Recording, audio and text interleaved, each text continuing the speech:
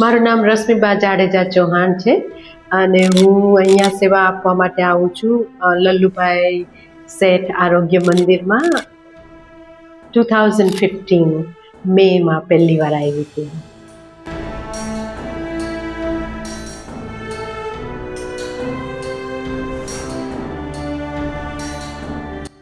નમસ્કાર. આજે હું એક એવા એક મનોવિજ્ઞાનના વિષય નિષ્ણાતની આપને મુલાકાત કરાવીશ જે વ્યક્તિ ગુજરાતની અંદર જન્મેલા, એની કર્મભૂમિ અમેરિકા કરી અને આજે એ ફરી પાછા એક ગુજરાતની અંદર માતૃભૂમિમાં આવે છે અને અહીં આવી અને સેવા કરે છે.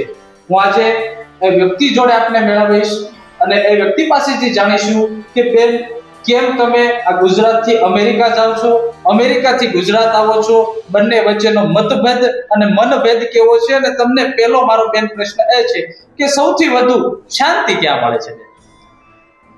નમસ્તે. સરસ ક્વેશ્ચન પૂછ્યો કે સૌથી વધુ શાંતિ ક્યાં મળે છે. તો મારું એવું માનવું છે કે સૌથી વધુ શાંતિ તમે જ્યાં હો અને તમારી અંદર જો તમને શાંતિ મેળવતા આવડતી હોય તો તમે ગમે ત્યાં વર્લ્ડમાં હોય તો તમને શાંતિ મળી શકે છે. બેન, પહેલો પ્રશ્ન મારો એવો છે કે આપ હાલ અમેરિકા છો, તો તમારી જર્ની ગુજરાતથી શરૂ થઈ અને અમેરિકાથી પાછા ગુજરાત આવો છો, કઈ રીતે આખી જર્ની તમારી? તો મારી જર્ની ઇન્ડિયામાં ભારતમાં જ શરૂ થઈ. મારો જન્મ થયો અને પછી હું અહીંયા ભણી અને પછી મારા પપ્પા અને મમ્મી એ વિચાર્યું કે મારા કાકા અમેરિકામાં હતા તો એવું વિચાર્યું કે આ મારા અને મારા ભાઈનું એમ કે ભવિષ્ય વધારે સારું થશે જો અમે અમેરિકા જઈશું અને અમારે ચાન્સ હતો અમેરિકા જવાનો. તો મારા કાકાએ મારા પપ્પા અને મમ્મીની ફાઇલ કરી અને હું ને મારા ભાઈ બે અંડર એજ હતા તો અમે અમેરિકા ગયા અને ત્યાં ભણ્યા અને કામ કરી છીએ અને બહુ જ સેવા કરી છે. અને પછી ત્યારે જ એવું લાગતું હતું કે આપણે ભારત જઈને પાછું તો આપવું જ. મારો ભાઈ છે અને મારા મમ્મી પપ્પાએ પણ પાછું આપેલું, પણ મારો ભાઈ છે એ વ્યક્તિગત નથી આવી શકતો પણ એ બીજી બધી રીતના બહુ જ હેલ્પ કરે છે ભારતમાં. અને હું છું એ સાયકોલોજી પ્રોફેશનમાં છું તો હું અહીંયા આવીને પાછી મારું સેવા આપું છું. ભારતમાં જે અભ્યાસ પદ્ધતિ છે અને ત્યાં અમેરિકાની છે, તમે અમેરિકા ભણ્યા તો બંનેમાં કેવું ડિફરન્સ? નોર્મલી તો તમે અહીંયા જ ભણેલા છો. હા. તો બંનેમાં ડિફરન્સ કેવો હોય છે? ડિફરન્સ એવો છે કે અમેરિકામાં જેટલી અહીંયા કોમ્પિટિશન છે એટલી કોમ્પિટિશન અમેરિકામાં નથી. કેમ? કારણ કે અહીંયા માણસો મીન્સ વિદ્યાર્થીઓ જેટલા ઇન્ડિયામાં છે એટલા નથી અને ત્યાં માણસો ઓછા છે, સ્ટુડન્ટ ઓછા છે, પણ જેટલા છે એમાં એટલી કોમ્પિટિશન નથી. અને એટલા માટે મને એવું લાગે છે કે અમેરિકાની કોમ્પિટિશન નથી તો ત્યાંનું સારું લાગ્યું. અને હાર્ડ તો હતું ઇંગ્લિશ શીખવું, ગુજરાતીમાં જ મેં ભણી હતી અહીંયા તો હાર્ડ હતું, પણ ત્યાંનું જે રૂલ્સ એન્ડ રેગ્યુલેશન્સ છે એ મને સારા લાગ્યા કારણ કે કોમ્પિટિશન નથી. એટલા માટે અહીંયા તો ખબર નહીં હું આજે જે છું એ હું અહીંયા હોત કે નહીં એ પણ મને નથી ખબર કારણ કે કોમ્પિટિશન એટલી છે. હું એટલી ભણવામાં હોશિયાર નહોતી. મારો પ્રશ્ન એ છે કે અમેરિકા તમે છેલ્લા 30-35 વર્ષથી છો, તો અહીંયા આ લલ્લુભાઈ શેઠ આરોગ્ય મંદિરમાં સેવા આપવાનું કઈ રીતે તમે નક્કી કર્યું? લલ્લુભાઈ શેઠ આરોગ્ય મંદિરની મને જરા પણ, સાવરકુંડલાની પણ મને ક્યારેય કાંઈ ખબર જ નહોતી, પણ જેવી રીતના મને અહીંનો આવકાર મળ્યો છે, જે રીતના મારા ચાઇલ્ડહુડ ફ્રેન્ડ્સે મને કીધું કે અહીંયા હોસ્પિટલનું ઇનોગ્રેશન થવાનું છે અને એ હરીશભાઈ મહેતા જે અહીંના પ્રેસિડન્ટ છે એમના તરફથી મળ્યો અને એમની સાથે વાત થઈ કે મારે સેવા કરવી છે અને એમને મને ખૂબ જ વધાવી કે આવકારી કે આવો તમે જરૂરથી. અને હું પહેલા વર્ષે જ્યારે 2015 મેમાં આવી ત્યારથી મને એટલો પ્રેમ મળ્યો છે અહીંયાથી, તો અહીંયા મને વારંવાર આવવાની મરજી થાય છે. અહીંયા આગામી સમયની અંદર ક્યાં સુધી તમે આવશો અથવા વતન બનાવી શકશો કે અમેરિકાને જ વતન બનાવશો? મારું વતન તો આ જ છે, બરાબર. ભારત જ મારું વતન છે અને ભારત જ મારું વતન રહેશે. અને નિયર ફ્યુચરમાં તો આવી રીતના દર વર્ષે આવતી જ રહીશ. બધાને એવું લાગતું હતું કે કદાચ 1 વર્ષ પછી નહીં આવે, 2 વર્ષ પછી નહીં આવે, 3 વર્ષ પછી, પણ આ મારું 10મું વર્ષ પૂરું કરું છું, એટલે હવે આવી રીતના તો હું આવતી જ રહીશ. પણ ઇન ફ્યુચર હું એમ પણ વિચારું છું કે જો હું વધારે અહીંયા રહી શકું એમ, જ્યારે હું રિટાયર થાવ ત્યારે. આપ અમેરિકાથી છે કે અહીંયા સેવા કરવા આવો છો.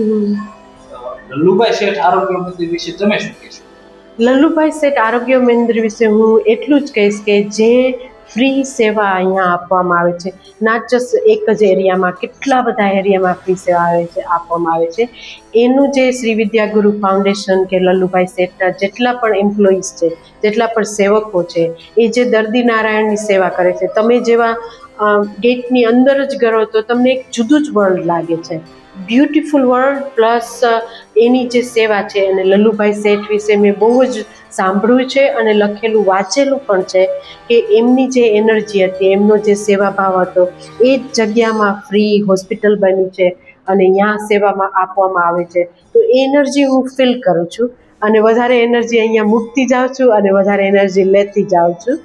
તો એટલા માટે આ જે જગ્યા છે, પ્લસ અહીંયા જે સેવા આપવામાં આવે છે, જે ટ્રસ્ટી છે, જેટલા એમ્પ્લોઈઝ છે, એ બધાનો જે પ્રેમ છે દર્દી નારાયણ વિશે, એ મને ખૂબ જ અટ્રેક્ટ કરે છે અને વારંવાર અહીંયા લઈ આવે છે.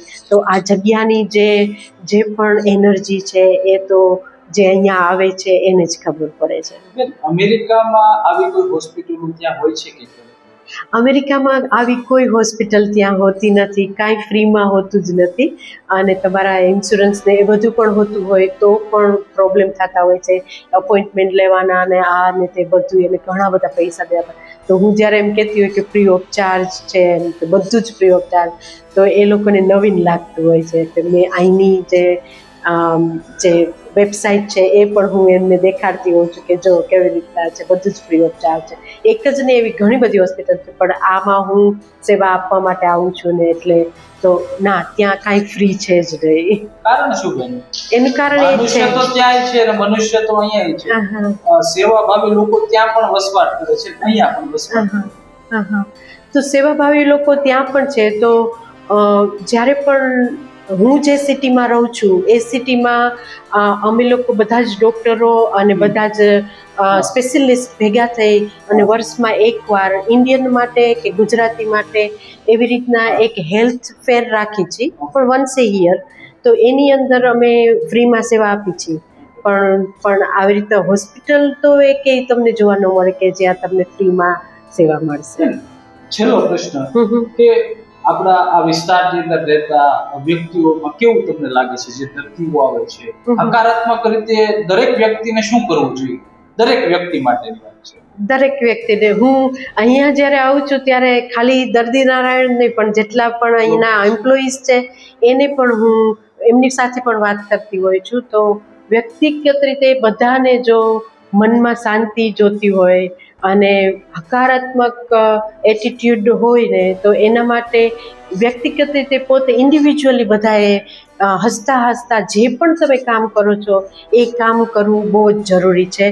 અને જે પણ કામ કરો એમાં અંદર તમે તમારા 100% આપો તો એમ તમારો હકારાત્મક એટીટ્યુડ વધારે ને વધારે વિકસશે અને તમે આગળ તમારી લાઈફમાં પણ તમે બહુ જીવવાની મજા આવશે. ભલે દુઃખ હોય તો દુઃખને પણ સ્વીકારી લેવાનું, પણ દુઃખની પાછળ સુખ આવવાનું જ છે, બધું ચેન્જ તો થતું જ રહેવાનું છે.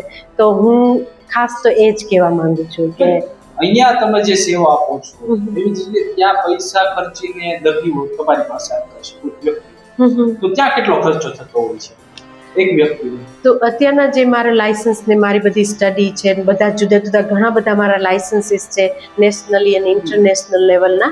તો એ લાયસન્સમાં ડિપેન્ડ્સ કે કયા તમે લેવા માટે આવો છો, પણ જે એની ફીઝ પર અવર એનો એ શરૂ થાય છે $100 થી લઈ અને હાઈએસ્ટ $200. અને અહીંયા બેન છેલ્લું એ વાત છે કે અહીંયા સેવા આપીને તમને કેવો સંતોષ? મને એકદમ સંતોષ થાય છે અહીંયા સેવા આપીને, કારણ કે જે પણ દર્દી નારાયણ અહીંયા આવે છે એમની જે પણ ચિંતા લઈને કે જે પણ એમના પ્રોબ્લેમ હોય છે, તો એની સાથે વાત કરી અને હું જે પણ એમને બતાડું છું, જે પણ આઈડિયા આપું છું કે આ જે થેરેપી છે કે કેવી કેવી રીતના તમારું જે આ પ્રોબ્લેમ છે એને દવા વિના તમે સારો કરી શકો, અને એ સાંભળે છે. અને જો એ કરે, અને મેં આ એક વીકમાં જ બીજા સેશનમાં આવીને એ લોકોએ કીધું કે અમારામાં ફેર પડ્યો અને અમને બહુ જ સારું લાગે છે. તો એવું જ્યારે હું જોઉં છું ત્યારે મને એમ થાય છે કે મારું જે સેવા છે અહીંયાનું એનો પાર્ટ સફળ છે. મિત્રો, આ રશ્મિબા હતા, અને જેઓ અમેરિકાથી પોતાના વતન ગુજરાતની અંદર રજૂઆત છે તાલુકામાં આવે છે અને સેવા આપે છે. બેન, અમે પણ કહીએ છીએ કે અચૂક ને અચૂક દર વર્ષે આપજો, આ લોકોને તમારો સહકાર મળે. નમસ્કાર. Thank you. Welcome to your channel. વિશેષ તમારી ચેનલમાં સ્વાગત છે.